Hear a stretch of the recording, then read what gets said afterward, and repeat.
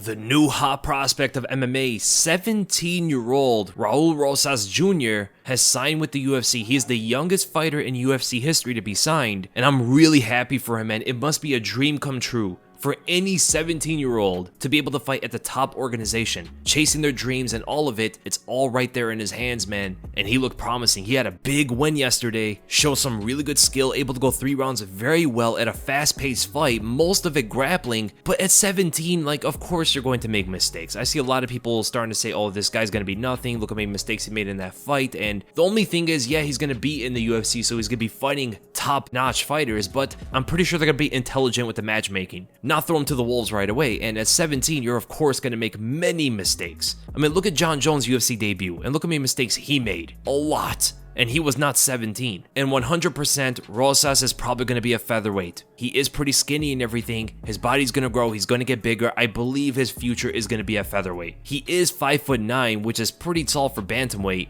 but he shows some insane stuff, man. A lot of angst, like a lot of aggression in there instead of control. A lot of aggression to get the back. Didn't really have as much control when he was in the guard or anything like that. Some of it in the later rounds, but you could definitely see that he was trying to get something big out there. I mean, he started the whole fight with a shift hopping back kick. When do you ever see that? And he actually caught Gutierrez with the kick. His impatience was to be expected, going for the back as much as he did. Even at one point where he had full mount in the first round, he gave up control to land ground and pound shots, and Gutierrez is starting to roll around, and you can see that Rosas Jr. was mostly just looking to get the back of his opponent, as he got in each of the rounds, but the impatience was also matched with skill. He was very aware of what Gutierrez was trying to do. For an example, he got him in that knee bar when Gutierrez always looked to stand up. Whenever Rosas Jr. got his back, Gutierrez was looking to stand, and that knee bar countered it completely. And it looked pretty deep, but didn't have the leg fully extended, but you could definitely see that Gutierrez was in some pain. And I have to talk about the flexibility.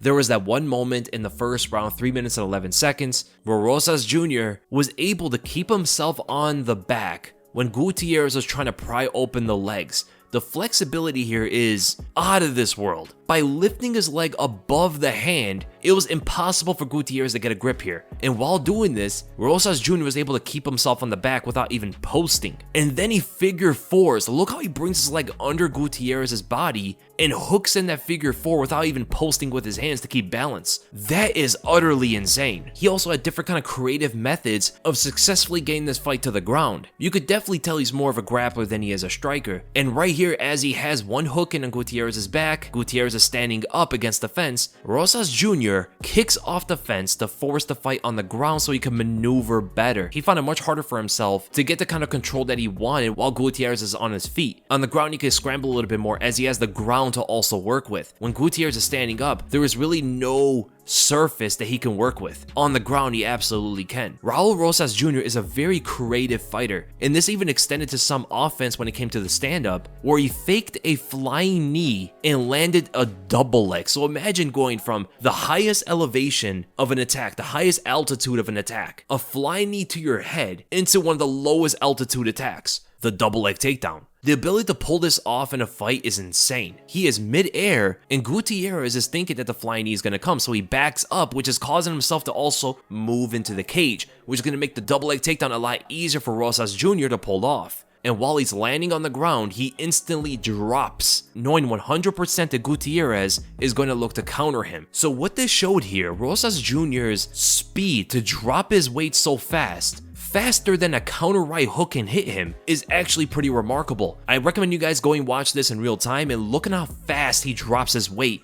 for that double leg. Rosas Jr. had 100% confidence here and secured that deep double leg. And not only that, Rosas Jr. showed how to defend the Dagestani handcuff, which is something that nobody's really been able to do, as Gutierrez is hooking on the inside of Rosas Jr.'s left leg with his own right. And as you can see where his ankle is, he's trying to pin that leg to the ground while holding onto that Dagestani handcuff, trying to land ground and pound shots as well. What Rosas Jr. here does to counter this is he kicks up his leg, but you can't just kick it up without using momentum. So he needed momentum in order to do that. What he does is he tucks in Gutierrez's left arm, drives the top of his head into the mat, So now his whole body is falling forward, and with that he's able to also kick up with his leg, causing Gutierrez to also fall in the same direction. As you can see, Gutierrez falls face first to the canvas. This is also going to shake up the grip of the Dagestani handcuff, and with that, Rosas Jr. is able to rotate around and try to grab onto that single leg. That is actually something that a lot of UFC fighters never even attempted to do before. And something I observed about Rosas Jr. is, look at the size of his waist. This actually impacted the fight a bit. He has a tiny waist, and when Gutierrez got his back toward the end of the second round, like a minute and 17 seconds, he could even control him with a figure four. Rosas Jr.'s waist is so small, it's incredibly hard to control him and lock him down with a figure four if you have his back. He can literally just turn his body in there. He has enough space where you can just twist his body in there, and that's exactly what he does. Just turns around and gets on top of Gutierrez. You have to actually just hold the hooks in, which is pretty interesting to see how someone's anatomy, just physique, can allow him to get out of certain positions. But to be fair, we do have to look at some of the mistakes that Rosas Jr. made here. For an example, getting caught in a guillotine like 3 or 4 times in the fight is pretty bad, and a couple of those were pretty close on him. I don't know if he wrestled in high school or anything like that. I don't know if that's what he generally goes to, because his takedowns are pretty nice and definitely show some wrestling instincts in there. For an example, giving up his neck when he goes in for takedowns, giving up his neck when he's trying to scramble on the ground, or even giving up his back by going to his base, and that allowed Gutierrez to ultimately get his back in the second round. There are definitely some wrestling instincts here that are going to need to die out, but he always has the ability to improvise. For an example, at the end of that first round, after nearly getting caught in that guillotine for what seemed like an eternity, he eventually reversed it into a Von Flue choke, and you could definitely see the squeeze on Gutierrez. He really did not like that, and perhaps got saved by the bell by an eventual Von Flue finish, because Rosas Jr. only had that Von Flue for like 3 seconds, but you could see the squeeze was pretty tight. But most of the mistakes actually came to the stand-up. Didn't really check any of the leg kicks. Gutierrez was able to punish the leg kicks whenever he wanted, but the thing was that Rosas Jr. was very aggressive, so it took away some of the kicking opportunities. And another thing is, Rosas Jr. doesn't generally keep his hands up all the time. He got countered at the beginning of that third round while throwing his own combination, not keeping his hands up while he does that. The fundamental defensive boxing skill definitely needs some work from Rosas Jr., but I absolutely do see him getting better at that area 100%. You can see the contrast of Gutierrez. When Gutierrez landed that right hook, he held his left hand up.